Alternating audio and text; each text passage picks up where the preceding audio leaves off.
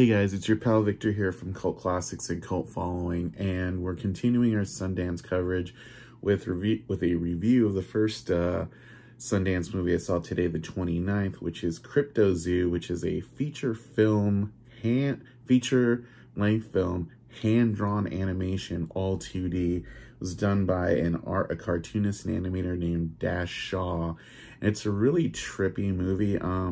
Like basically my capsule review of it is like what would happen if you take Richard Linklater's Waking Life, which was like this kind of like dreamlike rotoscope animated like examination of these people about their daily lives, mash it up with Belladonna of Sadness, the 70s like revolutionary sacrificial animation, and kind of throw in some Jurassic Park and a strong anti-theme park sanctuary slash human animal trafficking slash pro like sustainability message.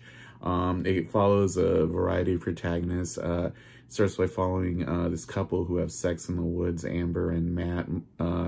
Michael Cera does the voice of Matt, and this whole sequence is animated beautifully. It's very like even Jodorowsky kind of like inspired. They have sex in the woods and they talk about their dreams, and then they climb the fence, and they ended up seeing a unicorn, and the unicorn ends up causing a lot of distrust to their relationship. And it turns out this theme park, this place they climb the fence over, is actually a CRYPTOZOO, a theme park where, you know, cryptids, like, you know, kind of like these unsubstantiated animals, like the Bigfoots, but like more esoteric, all of the ones featured in the film are real, are kind of housed like a zoo or like a SeaWorld or a marine land.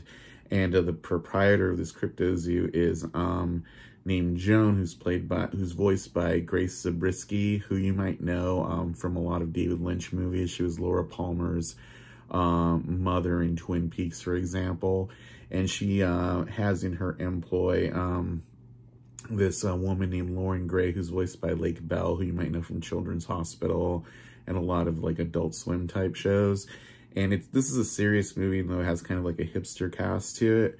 And Lauren, when she was a kid, she was like a military brat, and she suffered from terrible nightmares that this creature called a baku, this Japanese dream eater, freed her of. So she dedicated her life to kind of like freeing captured cryptids and kind of making their lives better. Kind of think like Indiana Jones, but instead of like doing stuff for liberating artifacts or fortune and glory, she's liberating these creatures for their freedom, but she's taking them to this preserve because she believes that's the best way to do them. And there's kind of like her equivalent to the bad guy archaeologist in Indiana Jones, this military guy who's voiced by I forget who it is. All right, off the top of my head, let me see if it says in the credits.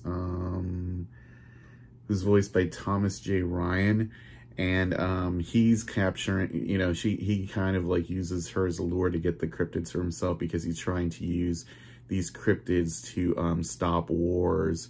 And the film is set in the 60s, so it has this kind of like countercultural, like weird vibey, like hippie style to it to a certain degree.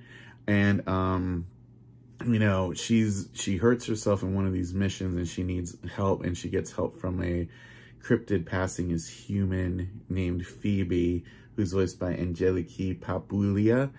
And they kind of become like a team trying to find the baku from her youth and keep the baku from being taken by the military. And along the way, they need help from other cryptids, including like this child named Pliny, and that's kind of like a commentary on human trafficking, because he's been abused by the military, and her mother's like, you know, an immigrant. She wants money and crossing to the U.S. before they can she'll volunteer help. And all along, you know, there's a consensus, this cryptid community, that this CRYPTOZOO is actually not a great place. They're treated like sideshow freaks and they work there, but you know, it's kind of like the people who run it and Joan and Lauren, they kind of think, well, they're still actuating themselves. So it's kind of like this thing. It's like, if the whales had a choice, would they swim at SeaWorld, you know? And is it really a good thing to take them away from their like indigenous communities just to kind of like, you know, do tricks or put on performances for people who kind of are perpetuating their continued place in the world as kind of like second hand or like performing dolphins, if you will. So it takes on a lot of issues about nature versus sanctuary versus how the military and private ownership treat like different commodities, and maybe there needs to be like more of a echo balance in the world. You know, certain communities need to take better care of what's going on and not take advantage of natural resources for their own profit ends. So that's kind of the message here. It's really trippy. I think it's definitely worth a watch. Some of the people I spoke to kind of thought it was a little early in the day for something so heavy.